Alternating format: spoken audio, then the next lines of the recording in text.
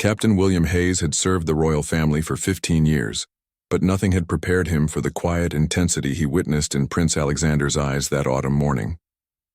The palace corridors echoed with their usual hushed efficiency as Hayes walked beside the young prince toward the morning briefing room, their footsteps synchronized after years of shared routine.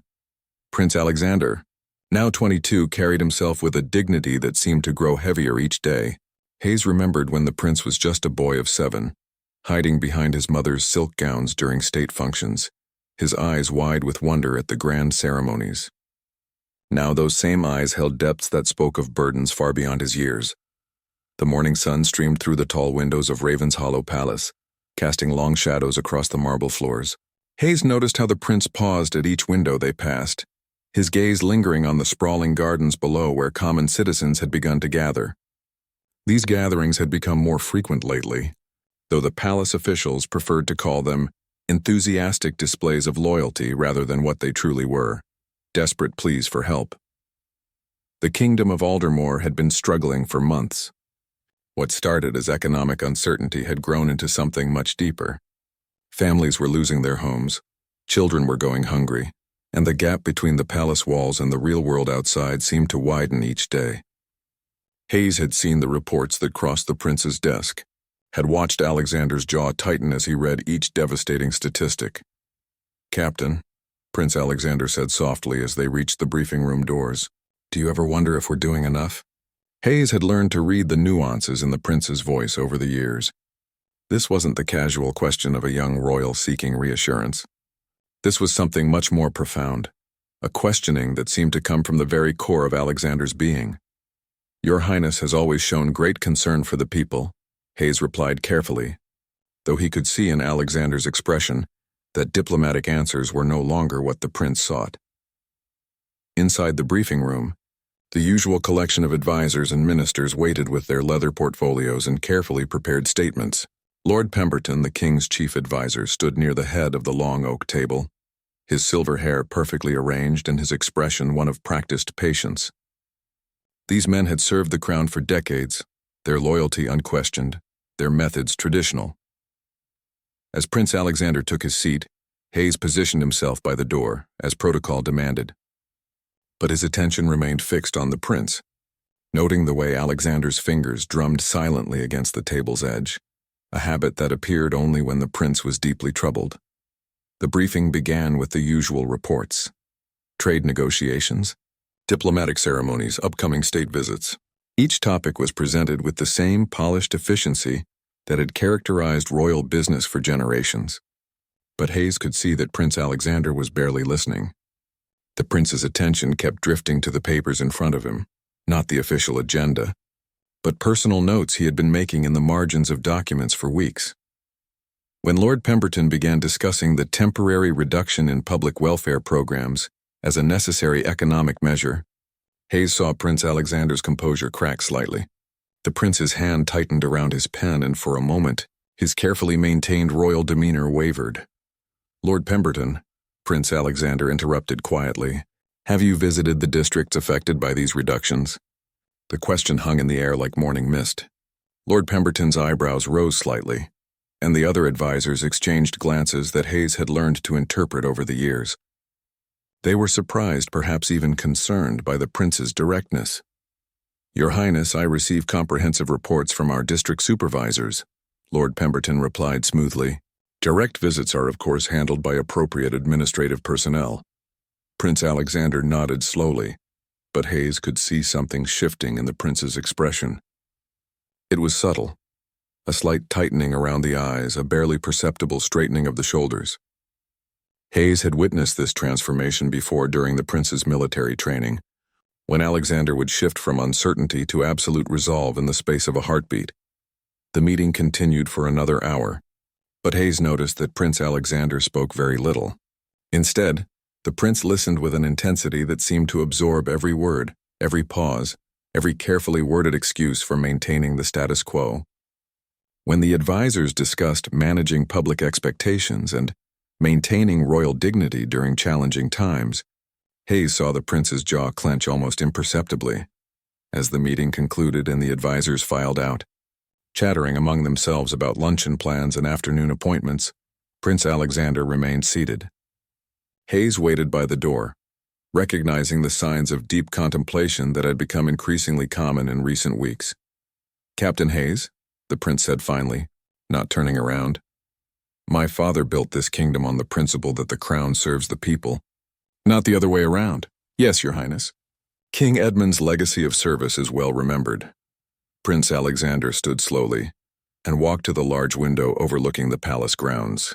In the distance, the gates were visible, and beyond them, the growing crowd of citizens who came each day hoping for some sign that their struggles were acknowledged. "Then why?"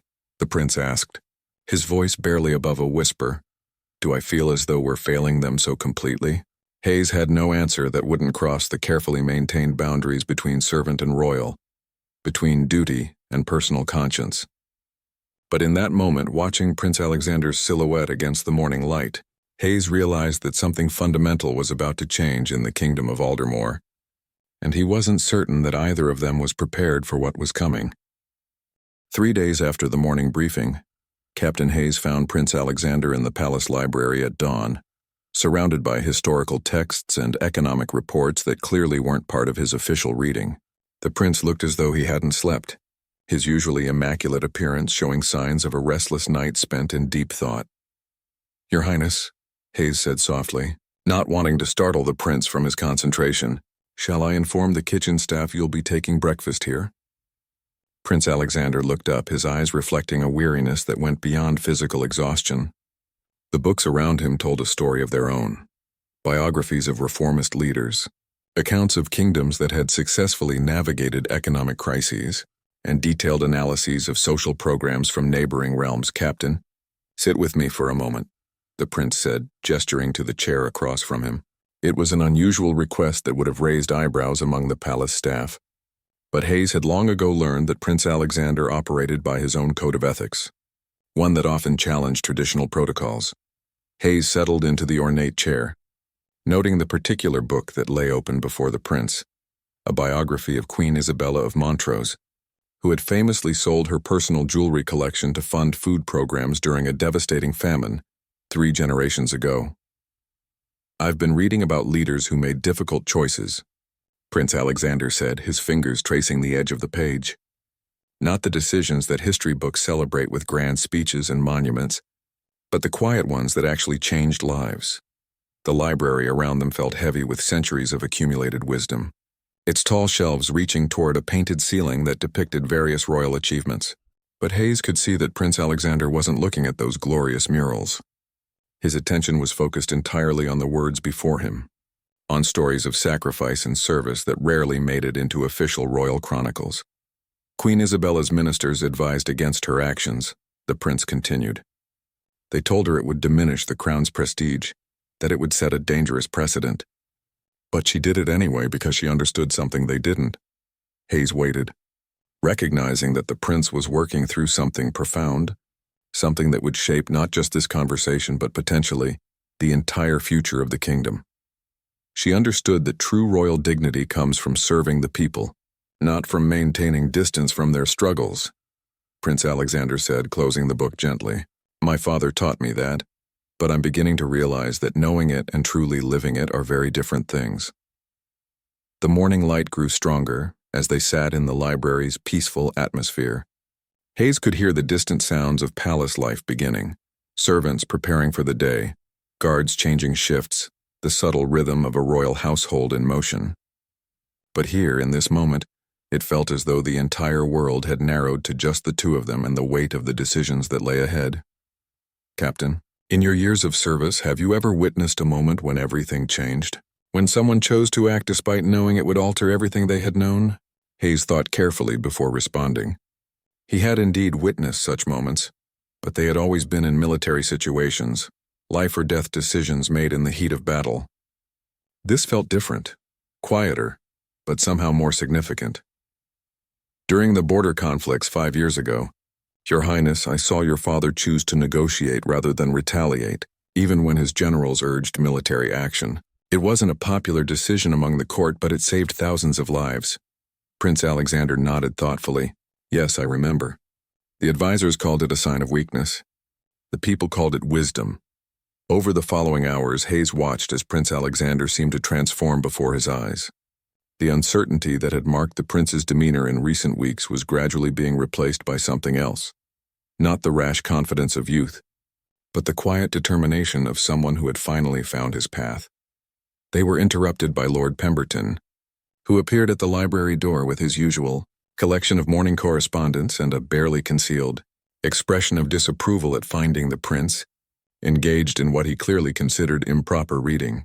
"Your Highness, the Queen Mother has requested your presence for the weekly charity review meeting," Lord Pemberton announced, his tone suggesting that this was far more important than whatever the prince was currently doing. Prince Alexander looked at the ornate clock on the library wall, then at the stack of books before him, then finally at Captain Hayes. In that moment, Hayes saw something in the prince's expression that he had never seen before, a complete clarity of purpose that seemed to illuminate every feature of his face. "Lord Pemberton," the prince said, standing slowly, "please send my regrets to the Queen Mother. I won't be attending the charity review meeting today." The words fell into the library's silence like stones into still water. Lord Pemberton's face went through several expressions in rapid succession: surprise, confusion, and finally, a carefully controlled concern. "Your Highness, this meeting has been scheduled for months. The charitable organizations are expecting your presence, and the Queen Mother has prepared her annual address about royal philanthropy." Prince Alexander walked to the library's main window, which offered a clear view of the palace gates and the crowd that had gathered there once again. Hayes followed his gaze and saw that the group was larger today: families with children, elderly citizens leaning on walking sticks, young people holding handmade signs that were too distant to read but whose message was clear enough. "Tell me, Lord Pemberton," the prince said without turning around, "how much money will we spend on refreshments for today's charity meeting?" The question seemed to catch the advisor off guard. I believe the catering budget is approximately 300 gold pieces, Your Highness. But surely that's hardly relevant to 300 gold pieces, Prince Alexander repeated quietly. "Do you know what 300 gold pieces could buy in the districts where our people are struggling?" Hayes watched this exchange with growing fascination and a deepening sense of unease. He could see where the prince's thoughts were leading, and he could also see the growing alarm in Lord Pemberton's expression. "Your Highness," Lord Pemberton said carefully, "I fear you may be allowing emotional responses to cloud your judgment regarding your royal duties." Prince Alexander turned from the window, and Hayes saw that the transformation was complete. The young man who had questioned and worried and struggled with uncertainty was gone.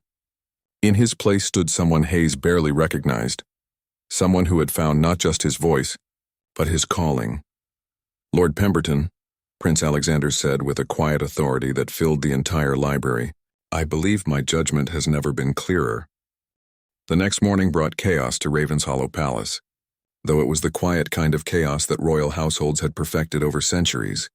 Urgent whispers in corridors, meaningful glances between staff members, and the unmistakable tension that came when tradition was about to be challenged. Captain Hayes arrived at Prince Alexander's chambers to find the prince already dressed, but not in his usual formal attire.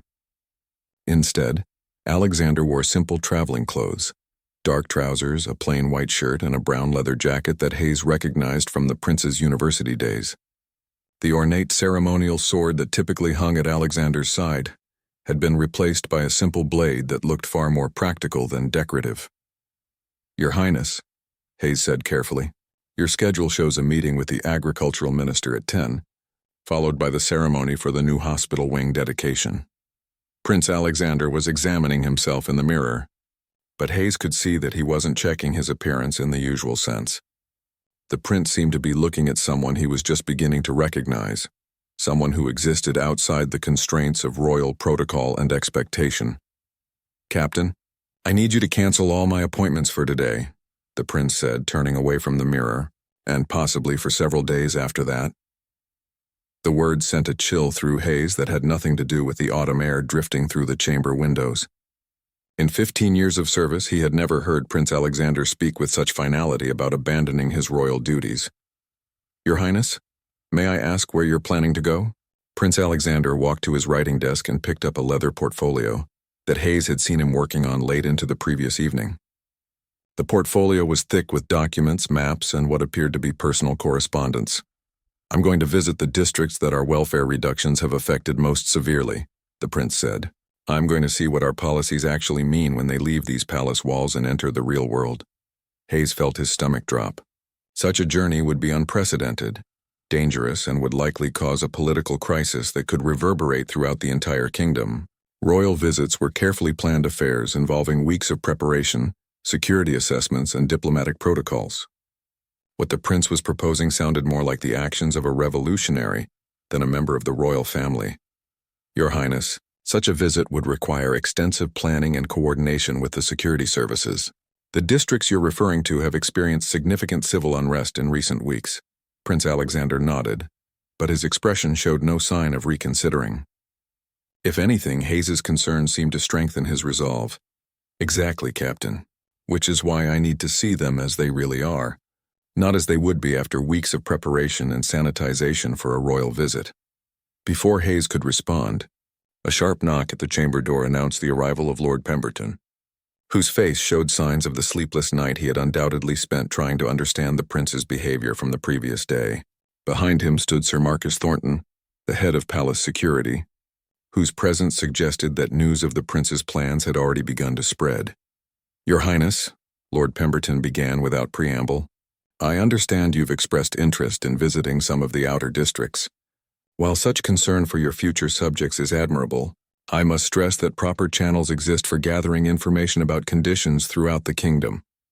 Sir Marcus stepped forward, his military bearing unmistakable even in civilian clothes. "Your Highness, my sources indicate that several of the affected districts are experiencing organized protests and potentially dangerous gatherings. Any royal presence could escalate tensions significantly." Hayes watched Prince Alexander listen to these objections with the same focused attention he had shown during the previous day's briefing. But where that attention had once led to questioning and uncertainty, now it seemed to fuel an unshakable determination. "Sir Marcus," the prince said, "are you telling me that the people of Aldermore pose a threat to their own prince?" The question hung in the air with uncomfortable implications. Sir Marcus's face showed the struggle of a man trying to answer honestly while maintaining diplomatic tact. "Your Highness, desperate people sometimes act in ways that they wouldn't under normal circumstances. It's not a matter of loyalty or intentions, but of unpredictable emotions during times of crisis." Prince Alexander walked to the window that had become his preferred vantage point for observing the daily gatherings at the palace gates. The crowd below had grown even larger, and Hayes could see that it now included entire families who appeared to be camping near the palace entrance. "Lord Pemberton," the prince said without turning around, "how long has it been since a member of the royal family has walked among the people without ceremony or advance notice?" The question clearly caught the advisor off guard. Hayes could see him mentally searching through royal history, his expression growing more troubled as he realized the implications of what the prince was asking. "Your Highness, such informal interactions have never been part of royal protocol. The safety of the royal family, the dignity of the crown, the proper channels of communication with subjects, these considerations have always required more structured approaches." Prince Alexander finally turned from the window, and Hayes was struck by the change in his expression. The doubt and internal struggle that had characterized the prince's demeanor for weeks were completely gone. In their place was a calmness that seemed almost otherworldly. "And yet," the prince said quietly, "my ancestors didn't always live behind palace walls. There was a time when rulers knew their people not through reports and statistics, but through shared experience and genuine understanding." Hayes realized that this conversation was no longer about whether Prince Alexander would make this journey. The prince had already decided. What remained was how the palace establishment would respond to a decision that challenged everything they understood about royal behavior.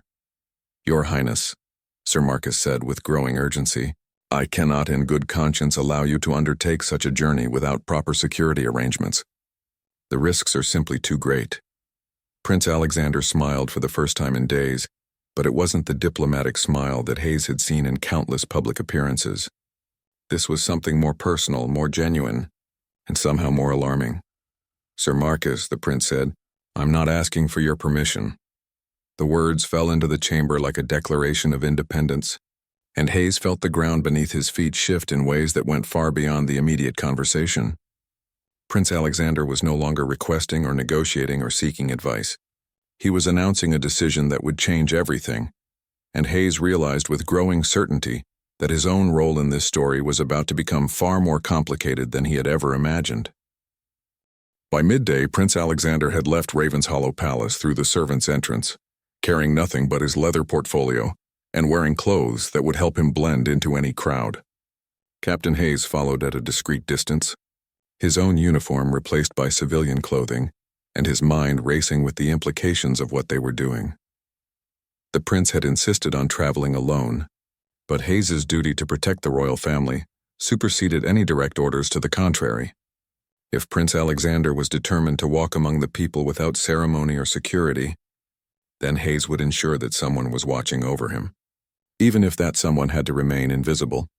Their first destination was Millbrook District, one of the areas most affected by the recent welfare reductions. As they approached the narrow streets lined with modest homes and small businesses, Hayes could see the evidence of economic hardship everywhere: boarded-up shop windows, families selling personal belongings from makeshift stalls, and the unmistakable signs of a community struggling to survive. Prince Alexander moved through these streets with a purpose that Hayes had never seen before. The prince stopped at every small gathering, listened to every conversation he could overhear, and observed every detail with the intensity of someone trying to memorize a completely new world. At a small bakery with a reduced hours sign in the window, Hayes watched Prince Alexander approach the elderly woman, who was sweeping the front steps with methodical determination. "Excuse me," the prince said, his voice carrying none of the formal tone that characterized his public speeches. "I couldn't help but notice your sign. Has business been difficult lately?" The woman looked up, her weathered face showing the kind of weariness that came from months of worry.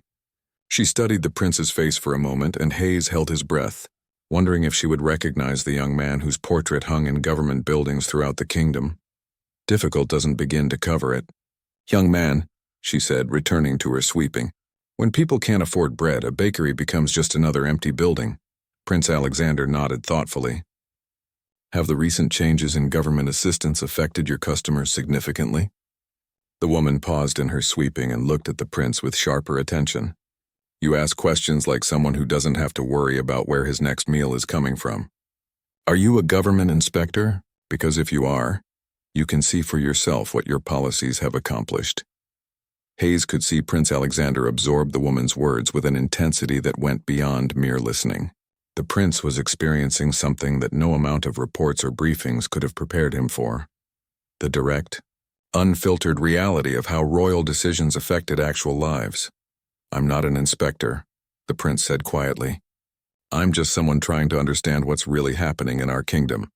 The conversation continued for nearly an hour, with the baker sharing stories of families who could no longer afford basic necessities, of children who came to school hungry, of elderly neighbors who were choosing between medicine and food. Hayes watched Prince Alexander's face throughout this exchange, noting how each story seemed to physically affect the prince, as though he were feeling the weight of every hardship personally. As they moved through the district, similar conversations unfolded at every turn. A young mother explained how the reduction in child care assistance had forced her to choose between working and caring for her infant. An elderly man described the closure of the community health clinic that had served the district for 30 years. A group of teenagers talked about their fears for the future, about opportunities that seemed to disappear a little more each day. What struck Hayes most powerfully was how people responded to Prince Alexander. Without the barriers of ceremony and protocol, without the formal distance that usually surrounded royal interactions, the prince was able to connect with his future subjects in ways that Hayes had never witnessed. People spoke to him with honesty, shared their struggles without fear of judgment, and treated him not as a distant figurehead, but as someone who genuinely cared about their lives. But Hayes also saw something else in these interactions, something that filled him with a growing sense of unease. Prince Alexander wasn't just gathering information or satisfying curiosity. He was forming bonds, making connections, and absorbing responsibility in ways that would be impossible to reconcile with traditional royal duties. When evening approached, they found themselves in Riverside Park, where dozens of families had gathered around small cooking fires, sharing meals and stories in a scene that spoke of community solidarity in the face of hardship. Prince Alexander sat among them, listening to children recite lessons they had learned in overcrowded classrooms, hearing adults debate solutions to problems that the palace had never even acknowledged. Hayes positioned himself on a nearby bench, close enough to intervene if necessary, but far enough away to avoid intruding on the prince's conversations. As darkness fell and the families began to disperse to their homes, Prince Alexander remained seated on the grass, staring up at the stars that were barely visible through the city's evening haze. "Captain," the prince said softly, apparently aware of Hayes's presence despite the distance between them. "Come sit with me." Hayes approached carefully, noting the exhaustion in the prince's voice and the profound sadness that had settled over his features. "Today has been enlightening," Prince Alexander said as Hayes settled beside him on the grass. "I thought I understood what our policies meant. I thought I comprehended the challenges our people were facing. But understanding numbers on a page and witnessing human suffering are entirely different things." They sat in silence for several minutes, watching the last families pack up their belongings and head home to houses that might not have adequate heating or enough food for tomorrow's meals. "Captain, I need to ask you something, and I need you to answer honestly, regardless of protocol or loyalty to the crown." Hayes felt his pulse quicken, sensing that this question would be unlike any the prince had ever asked him before. "Do you think it's possible for someone to serve the crown and serve the people when those two loyalties are in direct conflict?"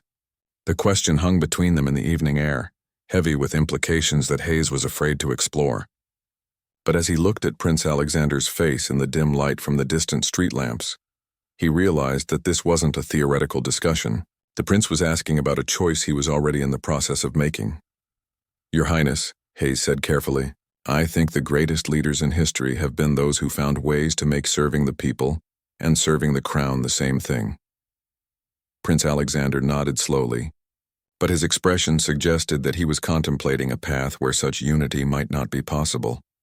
"And what about those who serve such leaders, Captain? What happens when they're asked to choose between old loyalties and new understandings?" Hayes felt the world shift around him as he realized that Prince Alexander wasn't just talking about his own choices anymore. He was asking Hayes to consider what would happen when the prince's decisions inevitably led to consequences that would affect everyone around him, including those who had sworn to protect and serve the royal family. The palace was in complete upheaval when Prince Alexander returned the following evening. Captain Hayes could sense the tension before they even reached the main entrance. Servants moved with unusual urgency, guards whispered among themselves, and the very air seemed charged with the kind of electric anxiety that preceded major political storms. Lord Pemberton was waiting in the entrance hall with barely contained fury, flanked by Sir Marcus and 3 other senior advisors, whose expressions ranged from concern to outright panic. Queen Mother Isabel stood slightly apart from the group, her regal composure intact, but her eyes betraying deep worry about her son's unprecedented behavior. "Your Highness," Lord Pemberton began the moment Prince Alexander stepped through the doors, "your disappearance has caused considerable alarm throughout the kingdom. We've had inquiries from neighboring monarchies, emergency sessions with the council, and rumors spreading through the capital that could destabilize the entire region." Prince Alexander listened to these concerns with the same calm attention he had shown to the baker in Millbrook district. But Hayes could see that something fundamental had changed in the prince's relationship with palace authority. Where once he might have felt guilt or defensive about causing such disruption, now he seemed to view these reactions as confirmation that his actions had been necessary. "Lord Pemberton," the prince replied quietly, "I apologize for any inconvenience my absence may have caused the administrative staff. However, I believe the knowledge I've gained far outweighs any temporary disruption to routine protocols." The response clearly wasn't what the advisors had expected. Hayes watched their faces as they processed the prince's words, recognizing the growing realization that they were dealing with someone who no longer operated according to the rules they understood. Queen Mother Isabel stepped forward, her voice carrying the gentle authority that had guided the royal family through countless crises over the decades. "Alexander, my dear son, we understand your concern for the people's welfare, but there are proper channels for addressing such matters. Your actions yesterday could be interpreted as criticism of established policies, which puts the crown in a very delicate position. Prince Alexander approached his mother with obvious affection, but Hayes could see that even this beloved relationship wouldn't sway him from whatever path he had chosen. Mother, I've spent my entire life learning about proper channels and established policies. Yesterday was the first day I truly understood what those policies actually mean to the people they're supposed to serve.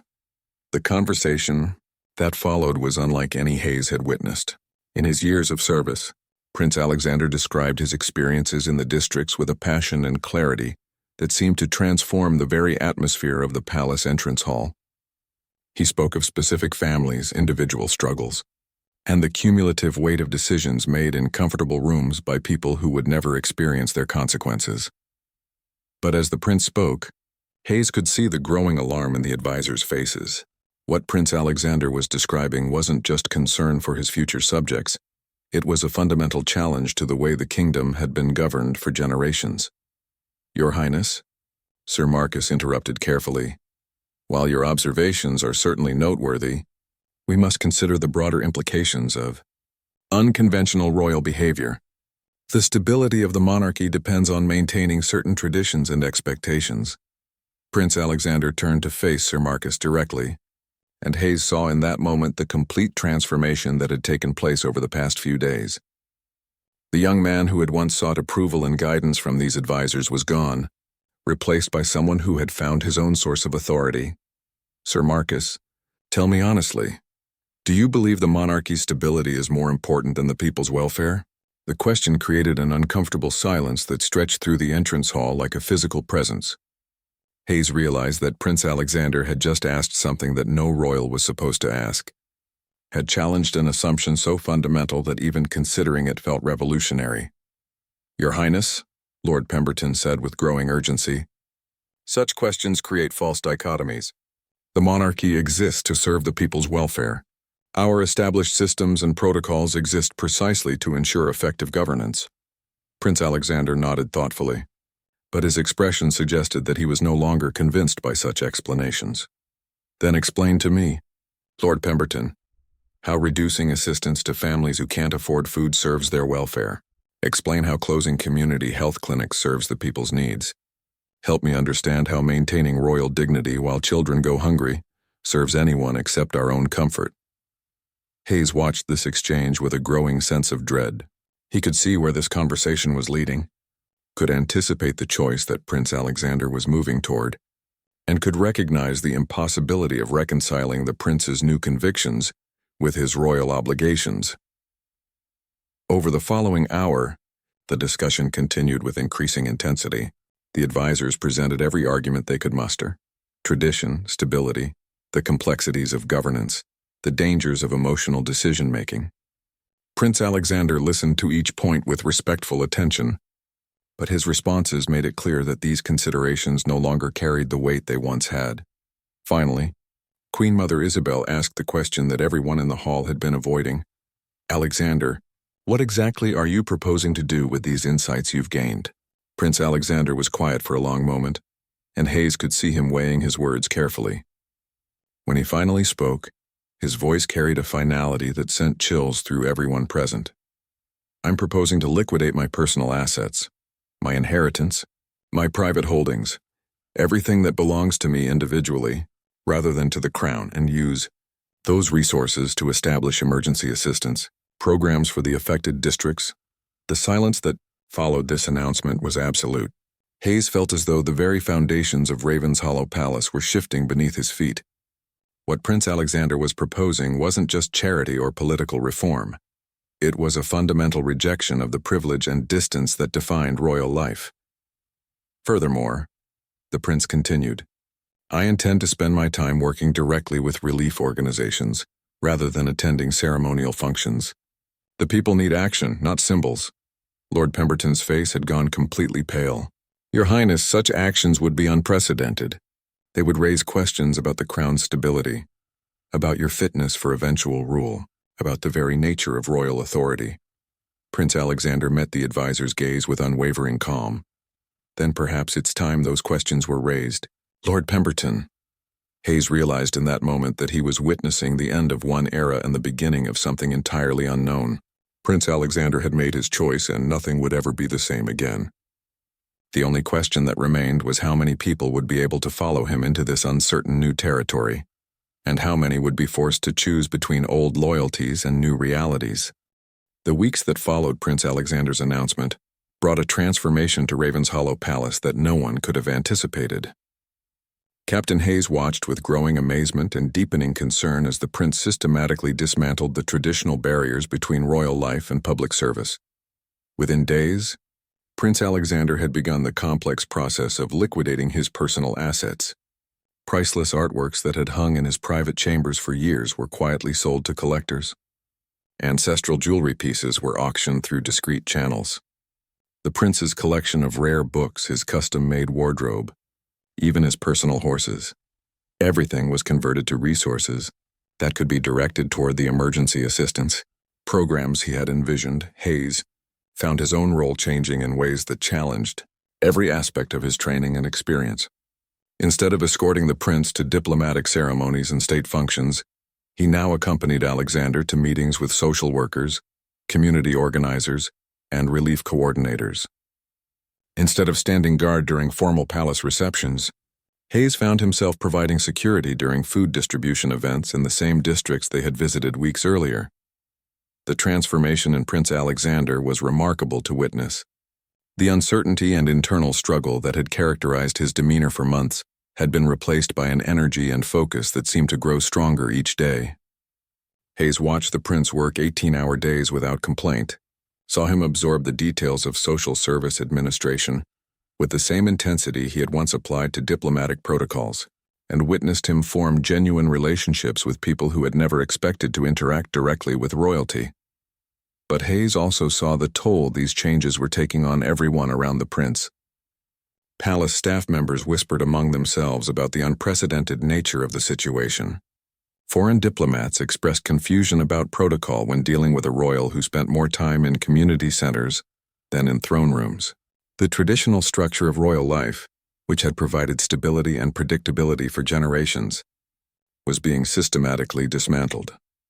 Queen Mother Isabel made several attempts to reason with her son, each conversation more emotionally charged than the last. Hayes was present during one particularly difficult exchange when she pleaded with Prince Alexander to consider the broader implications of his actions. "My son," she said with tears in her eyes, "I admire your compassion and your dedication to helping our people, but you're asking the entire monarchy to change its fundamental nature. Such changes have consequences that extend far beyond our kingdom." Prince Alexander listened to his mother's concerns with obvious pain, but his response revealed the depth of his commitment to his chosen path. "Mother, I understand the risks, but I also understand that maintaining traditional royal behavior while people suffer is itself a choice with consequences. If the monarchy cannot adapt to serve the people's actual needs, then perhaps it doesn't deserve to survive in its current form." The words hung in the air like a challenge to everything the royal family had believed about their role and purpose. Hayes could see the anguish in Queen Mother Isabel's face as she realized that her son was willing to risk the stability of the entire monarchical system for his convictions. Lord Pemberton and the other advisors responded to Prince Alexander's transformation with increasing desperation. They attempted to schedule mandatory royal appearances, to invoke ancient protocols that would require the prince's participation in traditional ceremonies, to find any leverage that might restore the familiar order of palace life. But Prince Alexander met each attempt with the same quiet determination that had characterized his initial decision. He politely declined ceremonial obligations, redirected formal audiences to focus on policy discussions, and gradually but systematically removed himself from the traditional royal activities that had once defined his daily existence. Hayes found himself caught in an impossible position. His duty was to protect and serve Prince Alexander, but the prince's actions were creating conflicts that extended far beyond personal choice. Foreign ambassadors complained about protocol violations. Neighboring monarchies expressed concern about the precedent being set. The palace's own administrative systems struggled to function when their central figure operated according to entirely different principles. More troubling still, Hayes could see that Prince Alexander's transformation was attracting attention from political elements that viewed the prince's actions as opportunities for their own advancement. Revolutionary groups began citing the prince's behavior as validation of their anti-monarchist positions. Conservative factions started questioning whether Prince Alexander was fit for eventual rule. The careful balance of political forces that had maintained stability in Aldermore for decades was being disrupted by one young man's commitment to authentic service. The crisis reached its peak during what should have been a routine diplomatic reception for visiting trade delegates. Prince Alexander appeared at the event, but instead of engaging in the customary discussions of commercial agreements and ceremonial pleasantries, he spent the evening describing the poverty he had witnessed in the kingdom's districts and challenging the delegates to consider how their trade policies affected ordinary citizens. Hayes watched from his position near the reception hall doors as dignified diplomats found themselves drawn into conversations about social welfare rather than the economic negotiations they had expected. Some seemed genuinely interested in the prince's perspective, but others appeared uncomfortable with the level of personal engagement the prince demanded. The evening's most telling moment came when Ambassador Cornelius from the neighboring kingdom of Westmarch approached Prince Alexander with obvious concern. "Your Highness," the ambassador said carefully, "your passion for social causes is admirable, but I must ask, do you believe such direct involvement in these matters is compatible with your royal responsibilities?" Prince Alexander's response was immediate and uncompromising.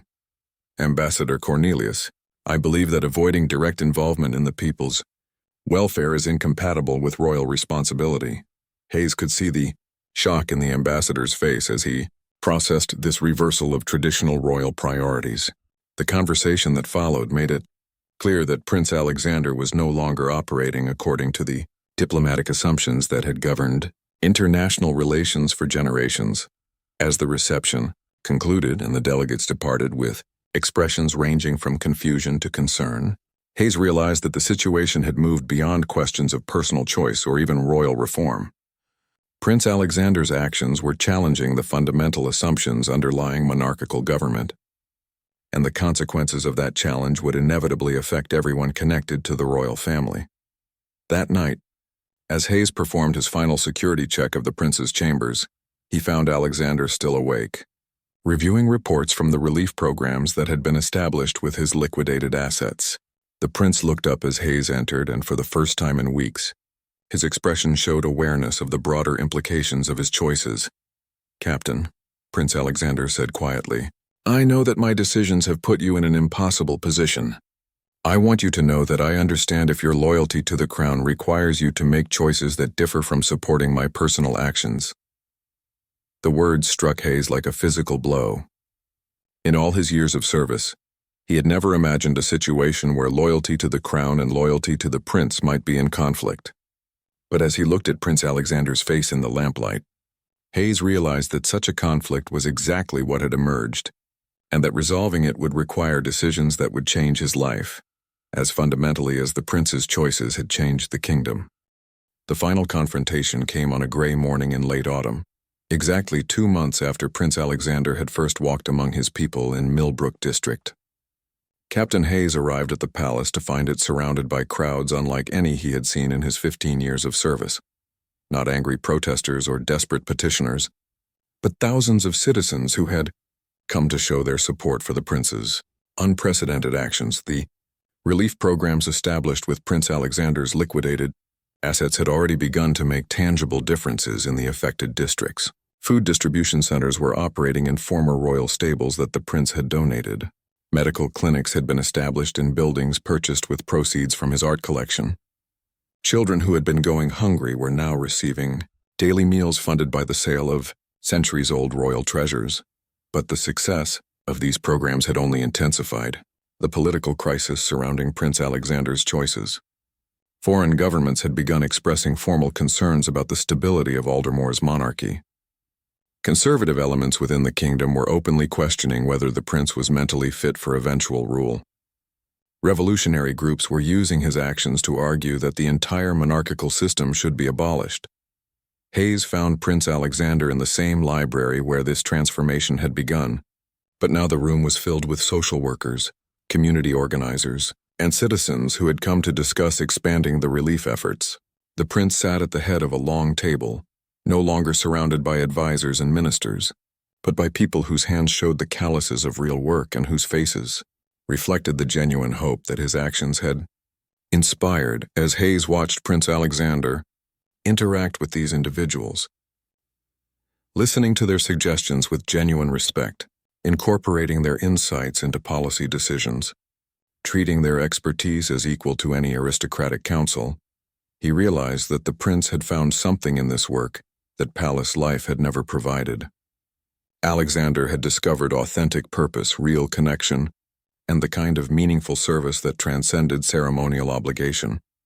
But Hayes also understood that this discovery was incompatible with traditional royal life, and that the conflict between the prince's new path and his inherited duties would eventually force impossible choices upon everyone connected to the monarchy. The crisis reached its breaking point when King Edmund himself, who had been traveling abroad during the early stages of his son's transformation, returned to Ravenshollow Palace. Hayes was present when the king met privately with Prince Alexander in the throne room, a setting that now seemed almost ironic given how completely the prince had abandoned the trappings of royal authority. The conversation between father and son was conducted with the formal courtesy that characterized all royal interactions, but Hayes could sense the profound emotional undercurrents flowing beneath their careful words. King Edmund spoke of duty, tradition, and the responsibility to maintain institutions that had served the kingdom for centuries. Prince Alexander responded with quiet conviction about authentic service, moral obligation, and the need to adapt royal responsibility to contemporary reality. "My son," King Edmund said finally, his voice carrying the weight of generations of royal authority, "I cannot allow the monarchy to be fundamentally altered by one person's interpretation of royal duty, regardless of how sincere that interpretation might be." Prince Alexander met his father's gaze with steady calm. "Father, I cannot pretend to serve the crown while ignoring the people's actual needs. If that means I'm unfit for traditional royal life, then perhaps it's time to acknowledge that reality." The words fell between them like a bridge being burned, and Hayes realized that he was witnessing the moment when Prince Alexander chose his new path over his inherited destiny. The prince was not being forced from royal life, he was choosing to leave it behind in favor of something he had discovered to be more authentic and more essential: King Edmund's response was immediate and definitive. "Alexander, if you cannot fulfill your royal obligations according to established tradition, then you cannot continue to hold your position as heir to the throne. Such a choice would require formal renunciation of your royal status." Prince Alexander was quiet for a long moment, but Hayes could see in his expression that this ultimatum was not unexpected. The prince had been moving toward this choice for weeks, and his father's demand merely made explicit what had already become inevitable. "Father, I understand the implications of that choice, and I accept them." The formal renunciation ceremony took place 3 days later in the throne room, witnessed by the full royal court and broadcast throughout the kingdom. Hayes stood in his traditional position during the proceedings, but he understood that he was witnessing the end of everything he had spent his adult life protecting and serving. Prince Alexander, now simply Alexander, spoke his renunciation with the same quiet dignity that had characterized his transformation over the previous months. He formally relinquished all claims to the throne, all royal titles, and all privileges associated with his birth. But Hayes could see in his face not loss or regret, but the peace that came from finally living according to his deepest convictions. As the ceremony concluded and Alexander prepared to leave the palace for the final time, he approached Hayes with obvious emotion.